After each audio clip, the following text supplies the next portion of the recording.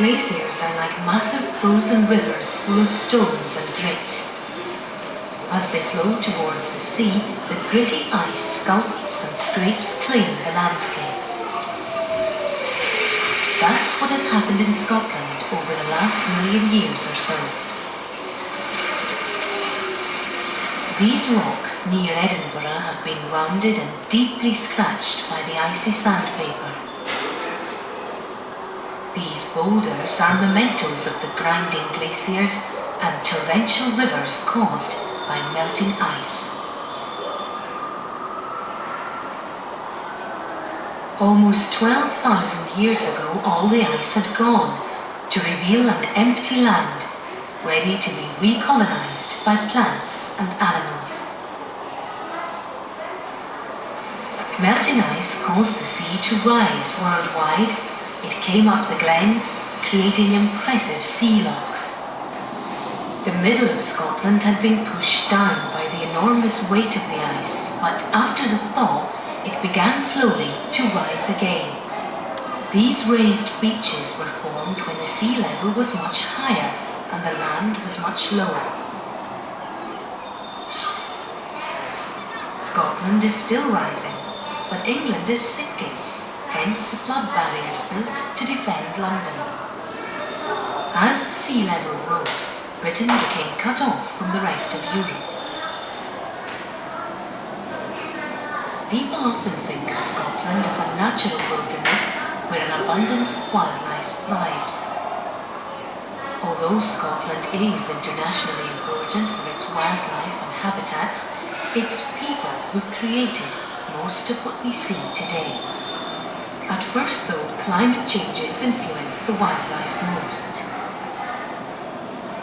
When Scotland wasn't completely covered in ice, the landscape was that of the tundra, inhabited by woolly mammoth, woolly rhinoceros, reindeer and lemming. And the seas were inhabited by marine animals now found only in the Arctic, such as the ringed seal. As the climate warmed, the tundra was replaced by birch forest. Eventually, the birch was replaced in the south by oak-dominated forest and Scots pine in the Highlands.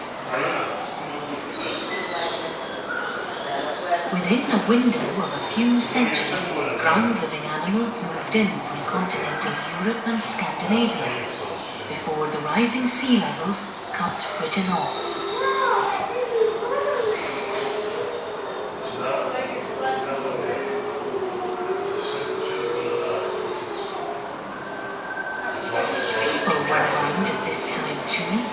Hunting animals and gathering wild plants. About 6,000 years ago came a significant development. People began to cut down large clearings in the forest for their homes, animals and crops. Farming was born. As the population grew, the forests disappeared and with them the large animals dependent upon them. The brown bear, the lynx, the moose, and the oryx became extinct through a combination of hunting and deforestation. New species arrived.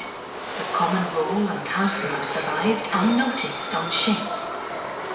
It seems likely that thanks to a combination of human activity and climate change, much of Scotland's forest cover disappeared, replaced by large expanses of blanket bog and open moorland. People wanted to master the natural world and modify it for their convenience. The wolf was deliberately destroyed along with its habitat.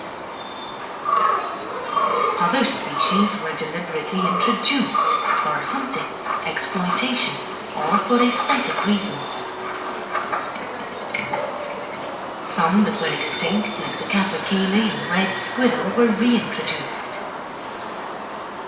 By the middle of the 19th century, the fashion for sporting estates in Scotland led to the extinction of several birds of prey and the destruction of the polecat and other predatory mammals.